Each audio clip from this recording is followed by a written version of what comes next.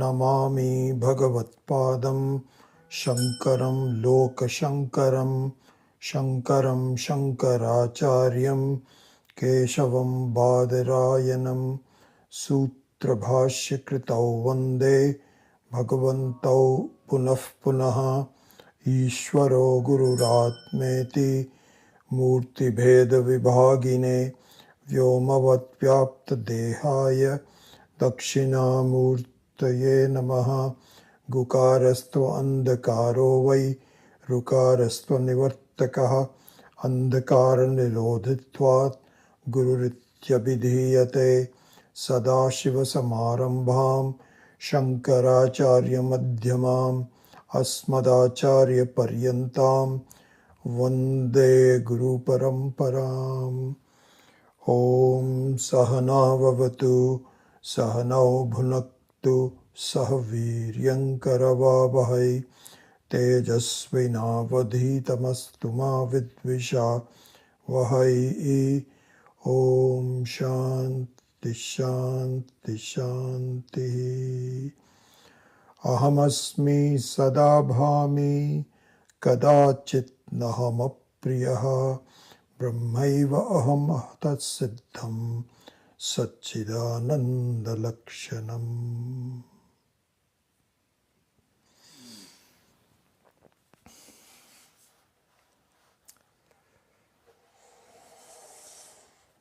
So today, as I mentioned in the last class, we are going to start a little bit of a new topic based on where we were before. Not a completely new one, as you will see. And I think it's in these series of the advanced introduction to Vedanta, it's a continuum. And so I hope, as I had been mentioned to you before, that you have a chance to review the notes of the previous class before starting this. So I would recommend that maybe 10 minutes before the class, you kind of gather your thoughts and review your own notes from the previous class, because that helps in the continuity, even though this is a new topic, but it is a continuous introduction, not a completely separate one. So once again, I think the online classes are a challenge, both for the teacher as well as for the student. For the teacher, it's a challenge because I don't get any feedback. I'm just giving you my thoughts, hoping that they resonate with yours, but I don't get any feedback that allows me to see whether you're getting it or not. And so from that perspective, if you can send me some, even my regular students, if you can just send me some information from time to time, doesn't have to be every time, once in a while, just say, yes, you are getting something out of these classes, that will be useful. And from your standpoint, what I would say is the online classes are a challenge because of the possible distraction. So I would very much recommend that you, when you listen to these, especially these advanced classes, this is where the mantra Sahana Vavatu comes in, because both of us have to try our best to, that's when Tejasvina Vadhitamastu, that's when the brilliance of the mind in terms of understanding the subtlety will come forth. If you don't put the right effort, and if I don't put the right effort, then this is not a topic that will make any difference in your life. So I would say, please be very focused, drop everything else, don't be eating at the same time, don't be doing any emailing or anything. Close the door if you can, and just listen. So this is the challenge of the online classes, and we have to meet it in order to get the best out of it. Okay, so these series of classes are based on one of the chapters of this book from Swami Akhandanandaji called Sadhana or Brahma Anubhuti. So Sadhana and Brahma Anubhuti. And when I read this chapter about 8 or 9 months ago, it had a very deep impression on me. I got some really new insights, and which I had never had before. So I thought at the right time I will bring it up to you as well. So there are 2 chapters of the books that are particularly very appropriate. One we have kind of covered in the last few classes, and the second one the second chapter we are going to now take up now. So I'll tell you about the chapter and what it is all about. But let me start with the context that we had already set in. So as I said earlier, it's a new topic, but not an unconnected topic. It's a connected topic. So what we had said in the very first few classes of this series of advanced Vedanta, that there is a distinction between jnanam and prajnanam, if you remember that. And you could certainly look at your notes from that standpoint. Jnanam, in that definition, was the jiva jnanam. In our case, human, because we are humans. But this is true for all jivas, not just humans. Even an ant has some thoughts. It must have thoughts. It has to have thoughts.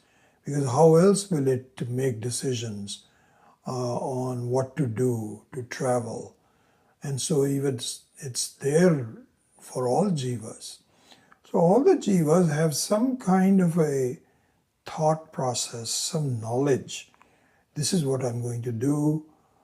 This is good for me, etc. This is called jnanam in this context. And so the jiva jnanam, which we call jnanam, has some common characteristics. So the most important one is that it was not always there. It has a start, depending upon the situation, the environment, and so on. You say, okay, now I know this. So this, before that, it was not there. It's a brand new start. And then also, it's subject to negation. So the thoughts and even knowledge.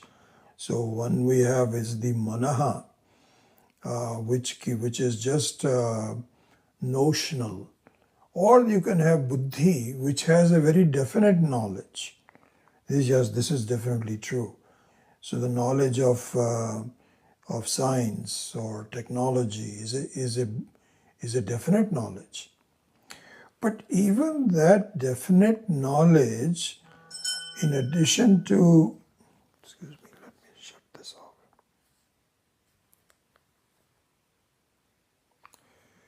So even the definite knowledge, because it's a jiva jnanam, has a start, but it can also be negated. Of course, because normally knowledge is not negated. So for example, that this is a cup. The child doesn't know what it is called, but once it knows it's a cup, then the knowledge of the cup stays throughout the life of the jiva. Next life it has to be retaught, but at least in this life, the knowledge that this is a cup is constant. But here also the constancy is challengeable. It doesn't always stay that way.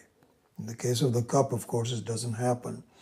So this is where it is, the knowledge which is available through science. So for example, the Newtonian laws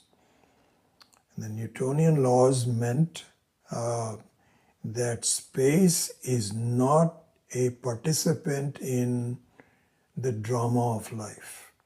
It is simply a stage. Just like a stage in a drama is not a participant in the drama. It just provides you space. That's it. All the other actors and producers and the spectators are all part of the drama, but the space has not. So this was the Newtonian law, that Newtonian buddhi, you might say. That space is just a stage. There's nothing happening in stage. Then when it came to Einstein, this Newtonian buddhi was dismissed. Science is actually discovering the true value of space even now. Our Shastras, our Rishis have known this literally many hundreds of years ago. We don't even have a time for it. It's been there from the very beginning. It talks about it, that really the Akasha is a very powerful thing. And now the science is discovering it. So Einstein says space is not a stage.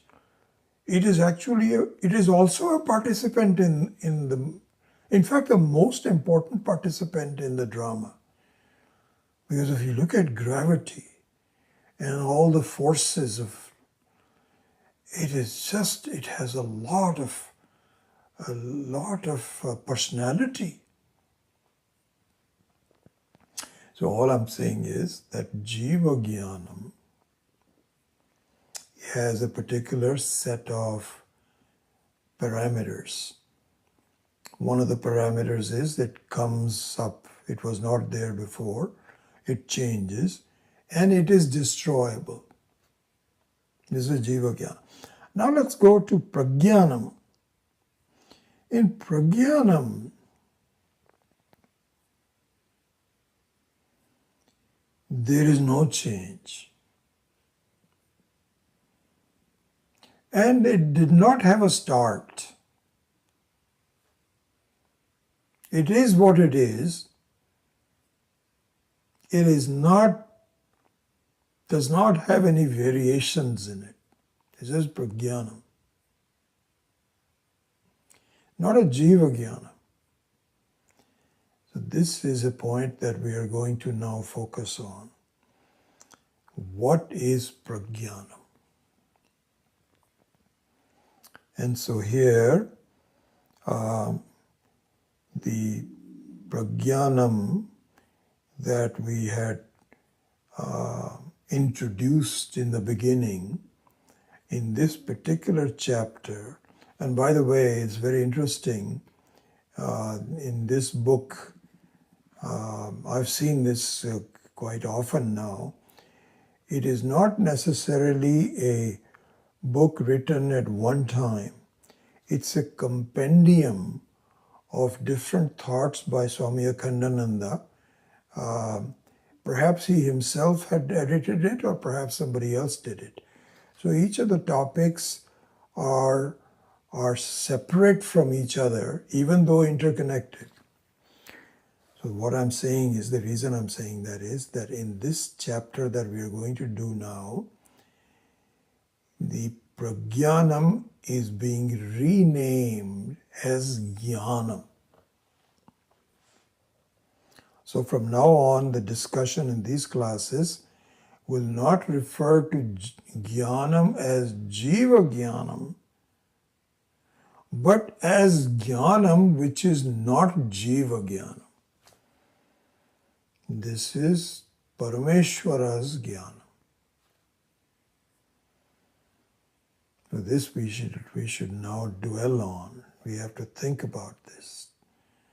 how the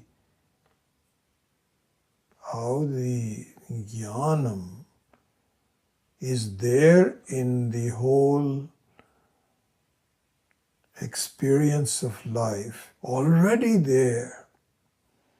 It is not something that was initiated by jivas. Okay? So, having said that, so please remember now that I'm talking about jnanam, it is equivalent to what we had done in a different chapter called prajnanam. So jnanam here means apaurushaya jnanam. Apaurushaya. So paurushaya means purushajanyaha. Purushasya janyaha iti paurushaya. This is called jiva jnanam. So our normal everyday knowledge, etc. is called paurushaya. This jnanam is apaurushaya. It is not specific to anyone. It is there. This we have to really think about now. So therefore, the chapter heading of this jnanam, in fact, the name of the chapter is Apaurushayata ka abhipraya in Hindi. Apaurushayata ka abhipraya.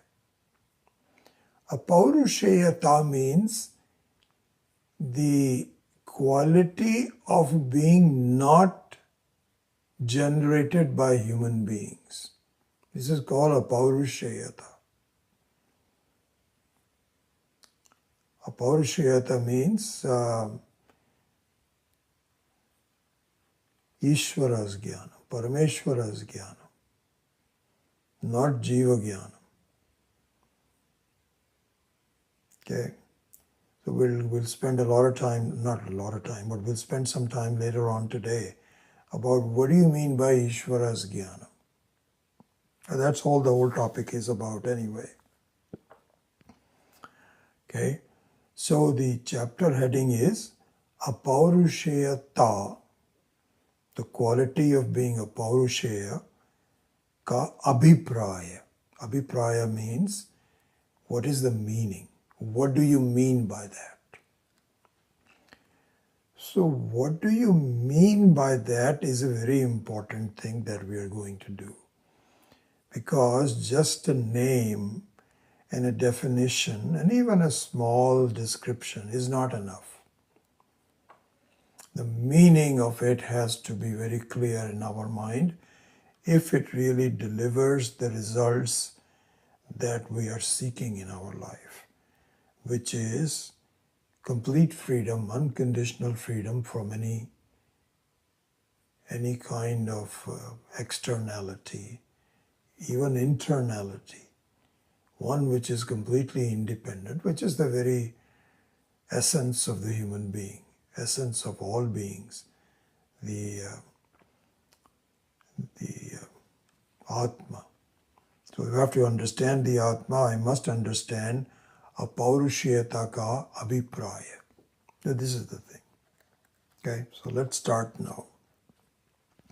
So I'm going to follow the sequence of Swami Akhandananda. Just makes it very easy for me. All I have to do is to first of all internalize it, and then express it in my words, keeping you in mind, your context and your understanding and so on.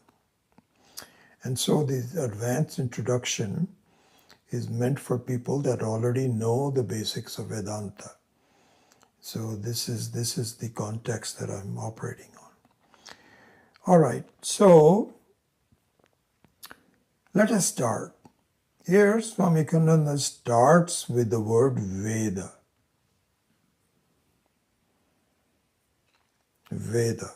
So what do we mean by Veda? We think of it as the spiritual heritage This is Sanatana Dharma. This is Hinduism, if you may want to talk it. The essence of Hinduism. Vedic knowledge, Veda. What is Veda? Starts with that. So the Veda means knowledge. It comes from the dhatu vid, means to know. So Veda means, you may call it a body of knowledge. Fundamental body of knowledge, or body of fundamental knowledge.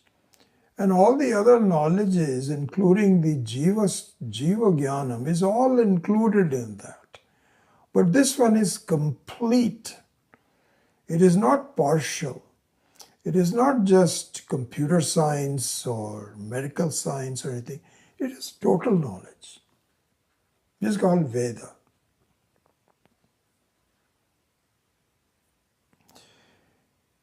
Now the head of this body of knowledge, if you can imagine this as a body with a kind of like a human body, even you can see. The head of the Veda is called Vedanta.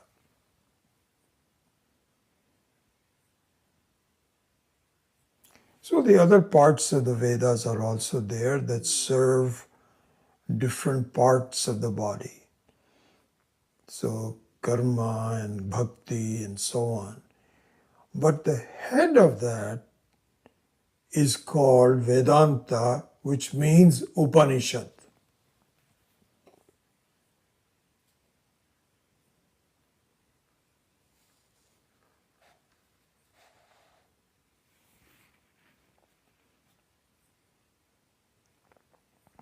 So now we can say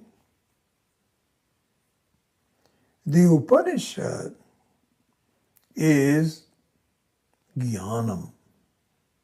The entire Veda is Jnanam, but the very head of it is focused on Jnanam, which is knowledge. And until we understand the nature of the Jnanam, we will not really understand Upanishad.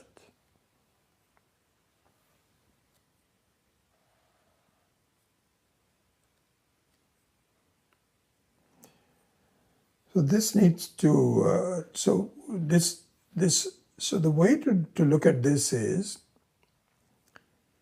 our focus in life is Vishaya Jnanam, Jiva Jnanam. This is what we are focused on. What do we study? How is that study useful for us? What do we do with it? What should I do next? I don't know this, therefore I need to know this. This is what we are involved in our life, one form or the other. So there it is karma and jnanam, applied jnanam, specific jnanam, jiva jnanam. This is what we are involved in. And we do the best we can in our life to become knowledgeable. Knowledge even in our life is one of the most important things. Because if you don't know, this is why people say that if you don't understand even the ABCs of things, you cannot really make any progress. So knowledge is very well known to us as a very important part of our life. And we are very busy in becoming knowledgeable, pursuing different things, applying it for our own life. All of that we are familiar with and we are very involved with. But compared to that, even in the context that we had studied earlier, is prajnanam, which we are now calling apaurushaya jnanam. Even for a student of Vedanta,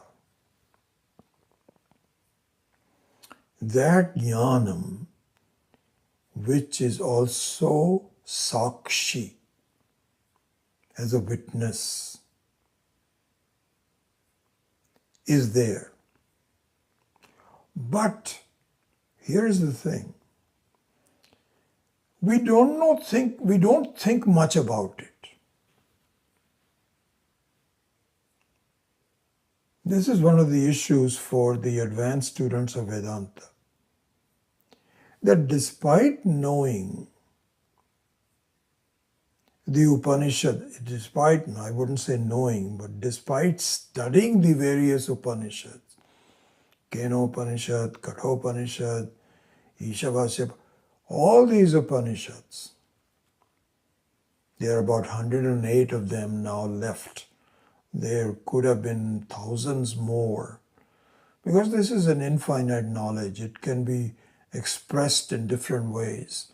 So each of the Upanishads has a particular way of emphasizing this knowledge, and they're slightly different from each other. What Kathopanishad talks about and the way it talks about is slightly different from what Kenopanishad talks about. This is the beauty of really reading multiple Upanishads about the same topic. So even when we are studying the Upanishads, when it comes to Sakshi, which is Apaurushaya Jnanam, suppose you understand that, which it is. Apaurushaya Jnanam is Sakshi. We don't do much thinking about it. Oh, this is Sakshi. I am the witness. And in fact, this is what happens many times. People say, all I want to do in my life is to just meditate and just be a Sakshi. And so the whole yogic view of it is that you remove all the thoughts, you remove all the jiva jnanam from your life, and you're just as a Sakshi.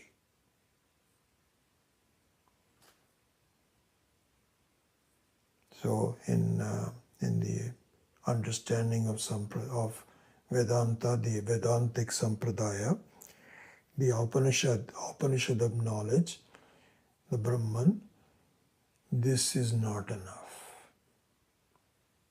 As we know very well, this becomes an experience. This is not knowledge. Just being a Sakshi and not really doing anything else does not deliver the goods. You remain just as ignorant about yourself as you were before. You were perhaps Swami Dayanand's words come to me when he used to say, before doing all this samadhi, you were a disturbed idiot. After doing all the samadhi and just being a Sakshi, you become a quiet idiot.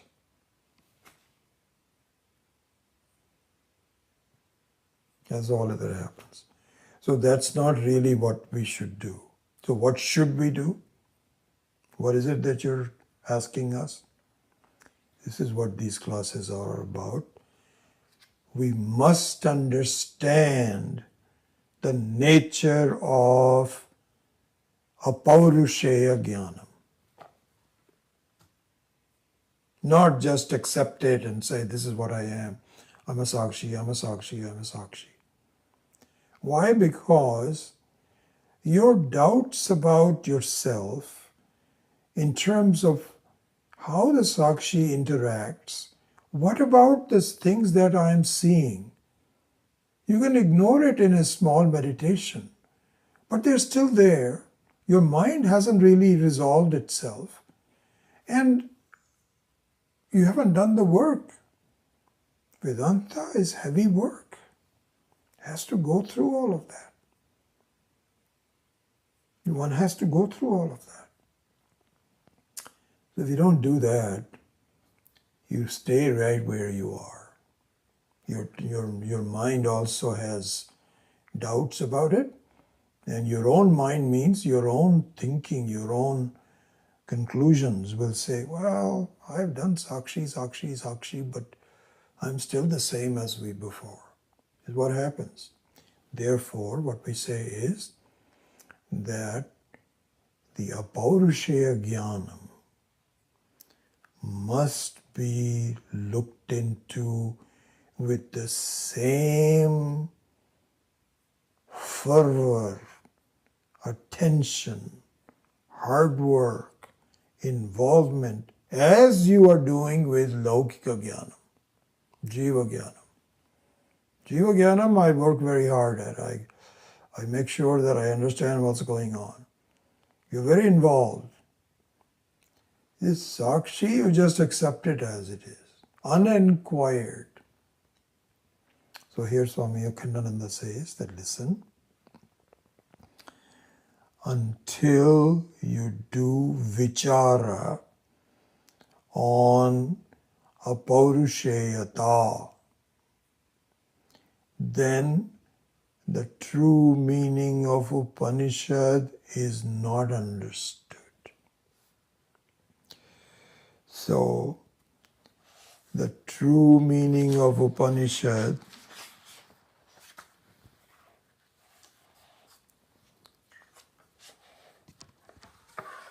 requires vichara. So here, even the name of the Upanishad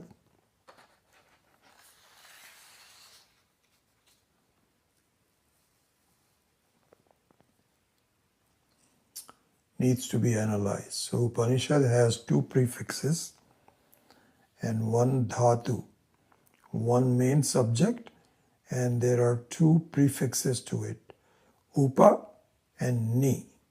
And then the main subject is shad. Shad means jnanam. It means jnanam.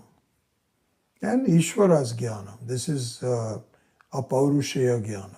This is what shad is. This is what Upanishads are pointing out. The prefixes are very important. So there are two prefixes, upa and ni. And I think the insight that Swami Akhandananda gives in these two, to me, really made a lot of sense. And he follows that up later on.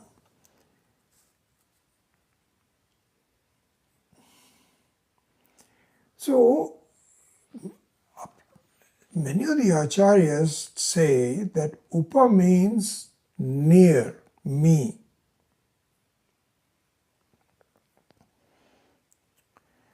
Attached to. Like, for example, the word upa means, like, for example, you say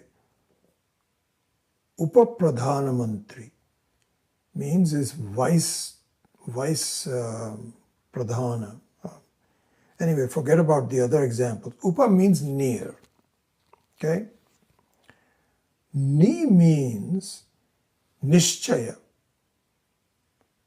ascertaining. This is the normal understanding given by most of the acharyas that I have studied with. Swami Akhandananda gives it a slightly different meaning. Not a completely different meaning, but a slightly different meaning. He says, upa means vyavadhana rahita. In Sanskritam, it says vyavadhana rahita. Vyavadhana means parts, separation, changes. Vyavadhana. So vyavadhana means one which is different. And different has meanings that it has its own peculiarity. It has its own parts. This is what vyavadhana means. Rahita means devoid of that. This is a very important insight that we are going to build on as we go forward. This is just a definition now, so understand the definition. Vyavadhana Rahita means, and so this is all, Upanishad really means the Atma. The meaning of Upanishad is you, the reality of you. That's what Upanishad means. Jnanam is your reality, that is Atma, that is the Sakshi.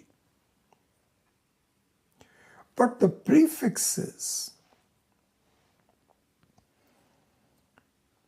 tighten the screws so that it becomes very unique. This is called Lakshana. This is called just Ahamasmi Sadabhami Kadachit Naham Apriyaha Brahma Eva Aham Atassiddham Satchidananda Lakshanam. This is the Satchidananda. And how do you mean by Satchidananda? What does that have to do with Upa? Upa means Vyavadhana Rahita. It means, as we will see, that the self has no separation. It has singularity. This is what we have to see. How is that possible? We'll have to explain all this. So anyway, that's the definition. Vyavadhana Rahita means one which is without any separation. Because all of my life, my thoughts are all about changes, separations, parts. But the jnanam is Vyavadhana Rahita. It is devoid of that. There is no Vyavadhana. This is the meaning of Upa, as given by Swami Akhandananda. And what I find very revealing, frankly, is that in all the writings of Swami Akhandananda, his experiences of life, his discussions with Mahatmas, all the Jivan Muktas and so on, this fact takes center stage, that the self is Vyavadhana Rahita. He keeps that in. So anyway, this is the meaning of the word Upa. Ni, let's go to the second prefix called Ni. So here, as I mentioned, that the various acharyas that I had studied before with had said Ni means Nishchaya, and it is correct. They are not wrong. It is Nishchaya means it is a truth, because what the acharyas say is that all the other jiva jnanams are not Nishchaya. In fact, this is Swami Dayananda used to say that. He says, the more you know, the more you realize how little you know. And he used to give this example of the rose, that first of all you are just a lay person enjoying this the form of the rose and the aroma of the rose. Rose is a very beautiful, I tell you, I'm beginning to appreciate, not beginning, but I have appreciated the beauty of the rose. In the garden, it's just amazing. All the others flowers come and go, but the rose is very steady. It goes to sleep in the wintertime, and when it starts again, it comes up all the way down. The most prevalent. It's just very enjoyable in the garden. The rose is a very important flower. So there, the knowledge of rose can be just as appreciating the form. Then you, supposing you, I don't know what discipline in the science would be, where you can actually explore what does the rose mean, what is its DNA structure, what is its scientific truth, and you can do all of that. You know, to this day, Swami Dayananda used to say, maybe things have changed now, you cannot really ascertain exactly the very aroma of the nose, what does it really consist of. So the more you know, the less you know. And this is true for all the Jiva Jnanam. But that is not true for the Jnanam of the Upanishad. So the self-knowledge is very definite. There is no such thing as the more I know, the less I know. No, once you know it, you know it. This is what the Acharyas used to interpret it as, and very correctly so, even to this day. Swami Akhandananda, on the other hand, gives it a slightly different meaning. He says, Ni is Sampurna. Same thing, but in a slightly different way. Sampurna means complete. So that is the meaning of Anantam. Sat, Satyam, Jnanam, Anantam. It is never incomplete. So the Ni and the Upa together as prefixes define Shad, which is Jnanam.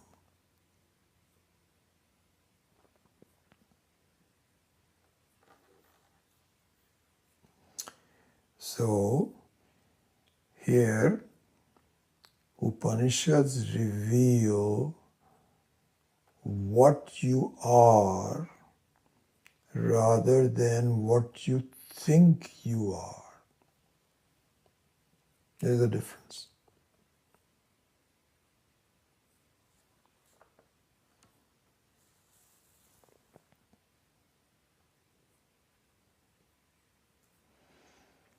What you are rather than what you think you are. Because what you think you are depends on the jiva itself. And there are so many variations. Yes, there is some commonality, but there is so many variations. So some people are happy, other people are depressed. They need some medicines. Some people are well adjusted, others are less adjusted. So there is so much variation. So this is what we think we are. You know, this is what they say, that the teenage is a very vulnerable age. Very vulnerable. Because as a child, you're happy, you don't inquire about your own identity. And as a human being, your identity is more or less fixed. But this transition period of teenaging is when your identity is being molded. And that molding can make a difference. So, for example, teenagers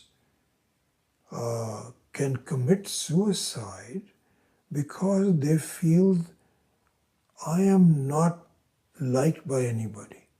I don't know what to do. And we have all gone through that. I remember my own teenage. I didn't know what I thought about myself. Luckily, I somehow survived. And most of us do. So what you think of yourself depends totally on you. So this is what is called Karta Tantram, as we have done before. I'm just connecting everything. Karta Tantram means that your reality is based on what you think you are, what you are. It depends on the Karta. Whereas the Vastu is Vastu Tantram. We're going to give this example later on, but I'll bring it now. Anyway, no, I think I'll wait for it at the appropriate time. So this is the difference between who you think you are and what you really are. So the Upanishad says, listen, I'm not interested in knowing what you think you are. You know that yourself very well. But there is something about yourself that you may not know. And I am just going to tell you about that. So this is the jnanam. And this jnanam is Satsvarupam. This is the first thing that we should think about. Satsvarupam. This jnanam is Satsvarupam. What do you mean by Satsvarupam? It means it does not change. It is the nature of beingness, yes. Because all of my understanding about life is that things are changing. But as we have said before in the previous classes, the 7 classes that we did, you are the Sat. In fact, you alone are the Sat. There can be only one Sat. You cannot have multiple Sats, because that would violate the very definition of Sat, Satyam.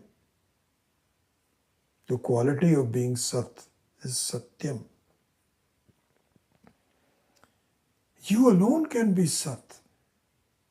And this is not a make believe. This is something which is experiential. This should see that. You may not have thought about it. You alone are never not there. Let's use a double negative. Don't you see that you, and not you as a dehi, not you as a jiva, but you.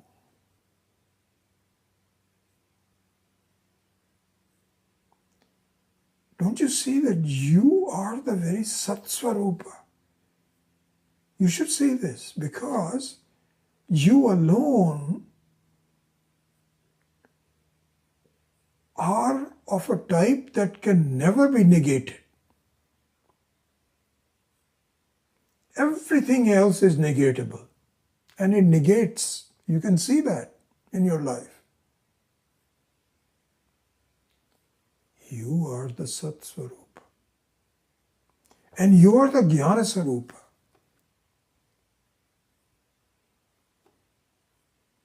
And so your Sat and your Jnanam is Anantam, complete, Purnam, Paripurnam, Paritaha Purnam. Don't you see this? And if you don't see this, it is because your mind immediately goes back to that I am a Jiva. How can I be Purnam? How can I be Sat? This is the problem.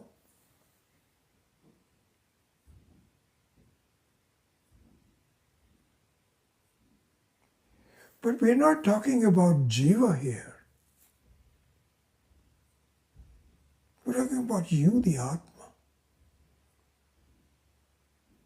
This is Satsvarupa. Chitsvarupa, Jnanasvarupa, and Anantam. So this is the Apaurushaya Jnanam that we will now begin our vichara on. It requires certain vichara. Just by saying that, as you know, the mind doesn't accept it. I hope you accept it, and it's possible that you are free. You can turn off this class and go. God, that's your done. But if you're still listening, that means you have some curiosity, you're focused on it. Okay, what's next? What's next is some fundamental vichara on the nature of this apaurusheyata jnanam. Apaurusheyata. Okay.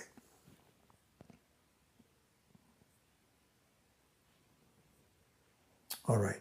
So we're going to go through a number of these. And what I would suggest to you is that make a list of it. I'm going to tell you when I change a different subtopic. That'll be number 1, number 2, number 3. And so this is one of the first ones. The first thing on this list of vichara, these are the list of doing vichara. The first one is jnanam is swata pramanam, natu parataha pramanam. This jnanam, from now on we're just going to use the word jnanam, not vijnanam, not prajnanam, na apaurusheya jnanam, just jnanam. Only one jnanam. So this jnanam is swata pramana, natu parataha pramana.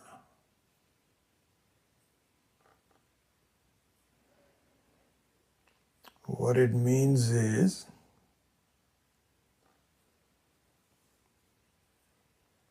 swata means that it is a proof by itself.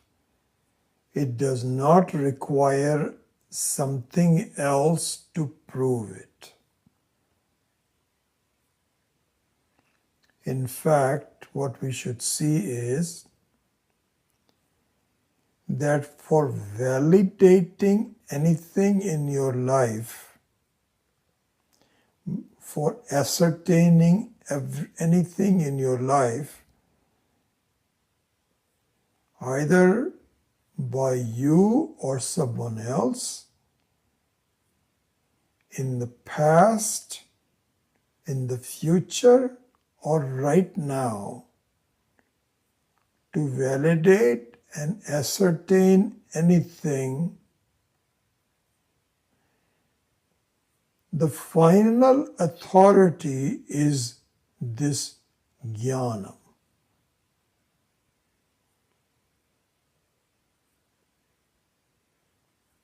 None of the other jnanams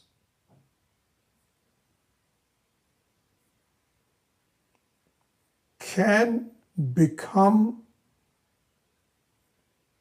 effective until this jnanam approves it.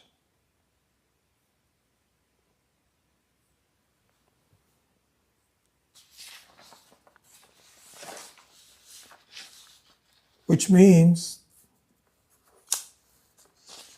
that all experiences in life, all transactions, anything that happens that is thought of, what is done, depend upon a yes from this jnana.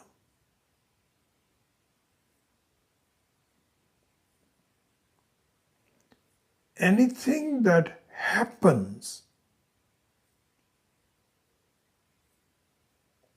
is because of this non-happening jnana.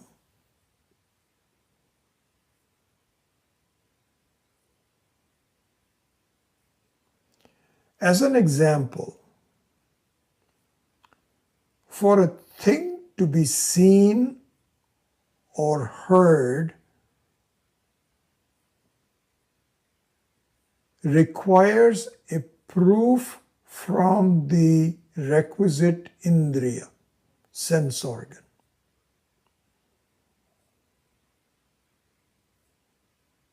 You can say,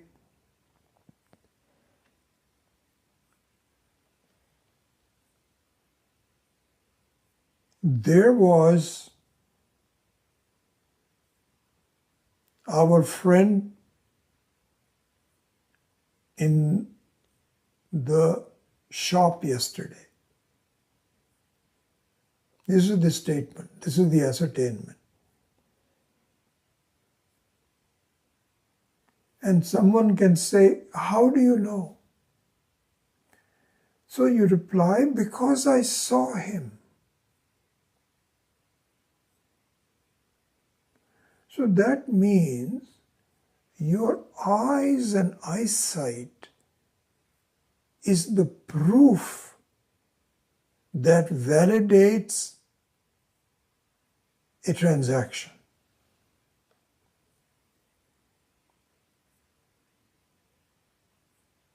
Or you can say, I heard a sound last night. How do you know? Because I trust my ears. Ears are the proof for validating something that I heard, isn't it? This is how the whole Srishti works. You need proof. This is why the sense organs are the pramana. Pramana means proof.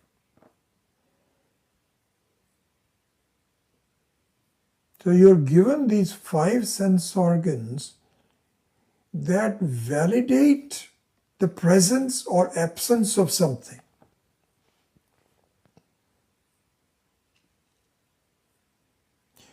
But the sense organs themselves have to be validated. They are not the final validation. They are not the final validating authority. So your mind has to validate your sense organs.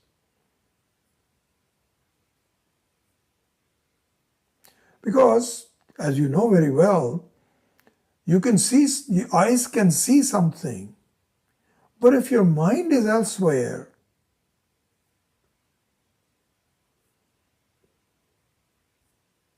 you don't see that person. So the eyes themselves are not the final proof. The mind is the next proof. The mind itself is not the final proof, because you can have a notion. Your buddhi becomes even a more superior proving authority, which says, oh, that was just I was thinking about it, but I'm not sure. Or you can say, no, I saw that's the same person. This is your buddhi.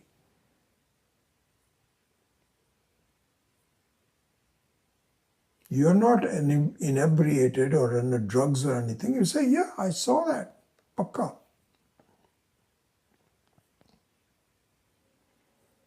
Then the buddhi also has to be validated. And that validation is from jnanam, apaurushaya jnanam.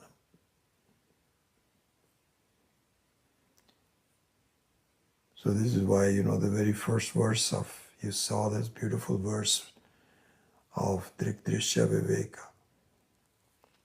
Rupam drishyam lochanam drik.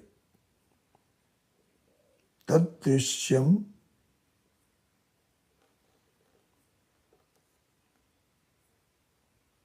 tu manasam, something like that. Tad drishyam driktu manasam. Drishyaha dhivrittaya sakshi. Drigeva natu drishyate.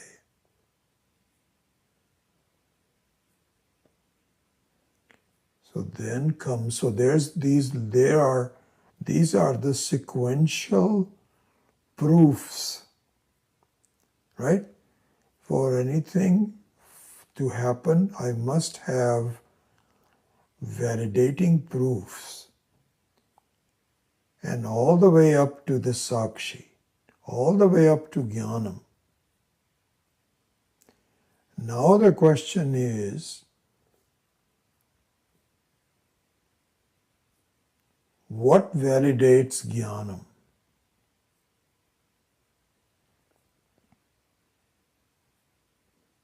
So it is now to be understood, Jnanam does not need any further proof.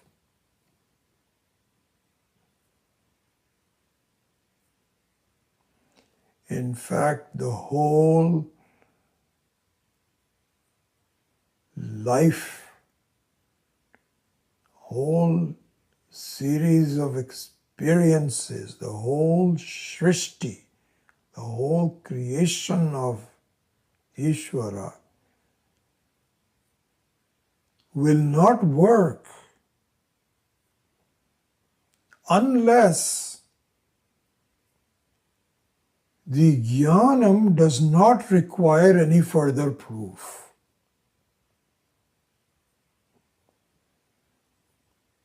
What do we mean by that?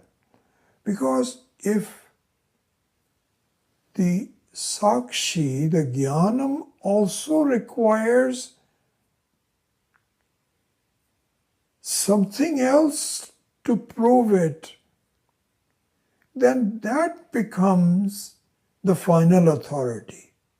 Not this Jnanam that requires an authority.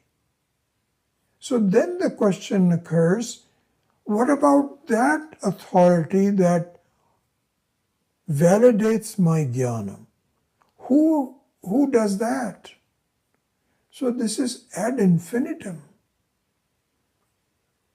So the Srishti will not work because everything will be weighted. We're not sure about what's happening. It has to be validated. It has to be validated. But the buck stops at the Sakshi. It is self-validating. Swata pramanam, natu parataha pramanam.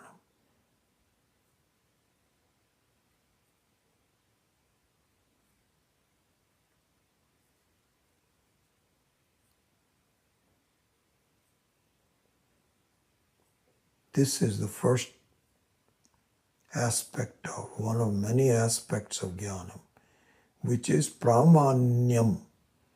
Pramanyam means the whole area of what is proof, what is not proof. So the Atma does not require a proof. In fact,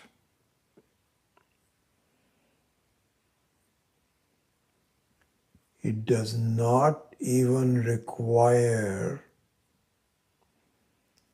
Vedanta to prove it. It does not require teaching to prove it. What the teaching does is not to make it possible, but all it does is to remove the wrong notion about it. So this is what is called Atma is not sadhana sadhya. It is not there is a means of knowing. You know, there are 6 means of knowing. One of this called Shabda Jnanam, as we have seen. You remember the examples that we gave, that if there is a person who is with you, but until somebody says, you know who that is? That is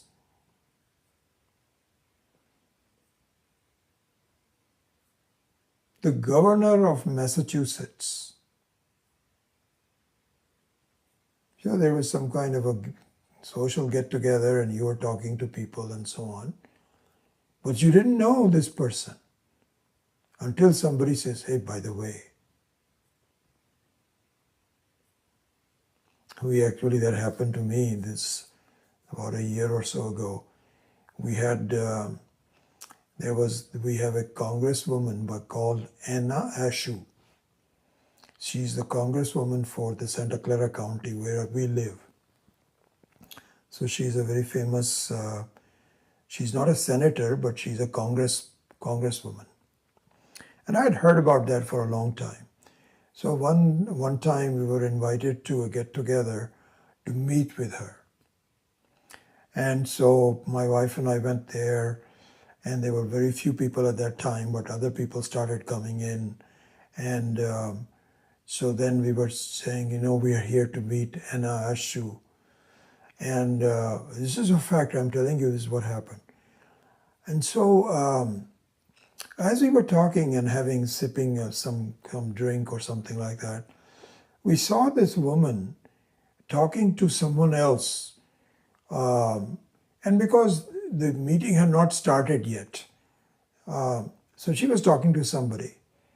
So my wife told me, I think this is Anna Ashu. And the pictures I had seen Anna was much younger. You know how it is? Sometimes you use the pictures from when you were young. So I said, no, that's not Anna Ashu. It's somebody else. This is an older lady. She may look like it and so on. She says, I don't know. I think she looks like Anna Ashu. My wife was telling me that. So I just dismissed it and I said no. Then the host, Kavita Tankha, who was the mayor of Los Altos Hills, who's a friend of ours, and she was the one who invited us on this whole meeting. She said, okay, I'd like to now introduce our main speaker, Anna Ashu. And it was the same person who was, so I didn't recognize her. So there is a sadhana and a sadhya.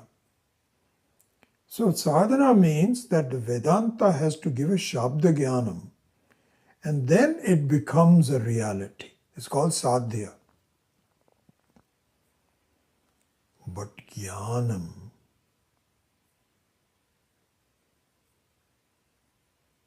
is not relevant to sadhana sadhya. It is already siddha. It's already there. In fact, that's the only thing that is there. Everything else is a false there. This is the real there. Satyam Jnanam Anantam. It requires no proof. It is Svata Pramanam, natu Parataha Pramanam. So this is the first of several points of vichara. I didn't realize that time has passed already. So we'll have to stop here. But this is the first of the list of vicharas that I think you will find very revealing and useful to you. So with that, I close the class today, and we will wrap up this first point in the next class and then go on to the next point. Om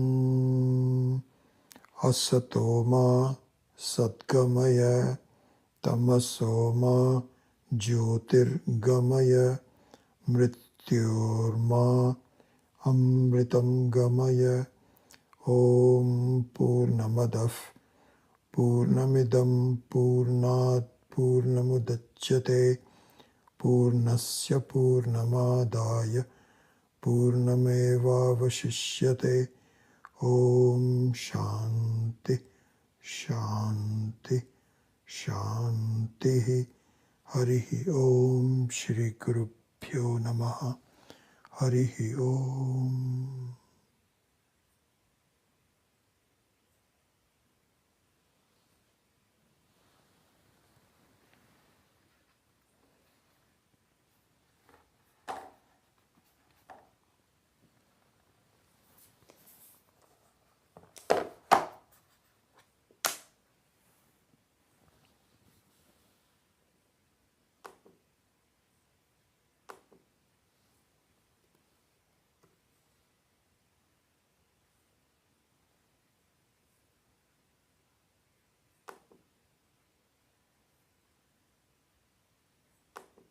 This is the first.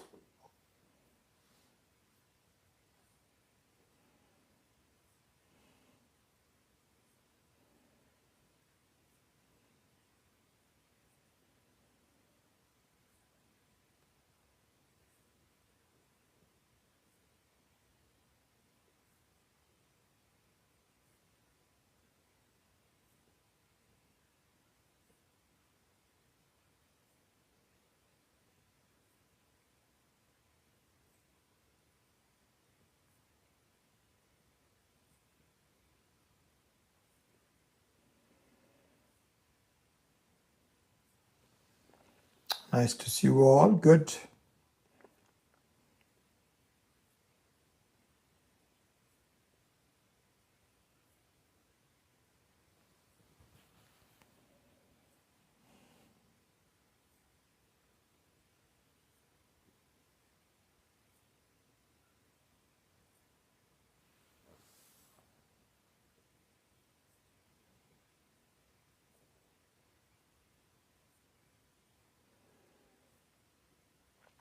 All right. I don't see any questions, so I will sign off and we will see you next week. Adios.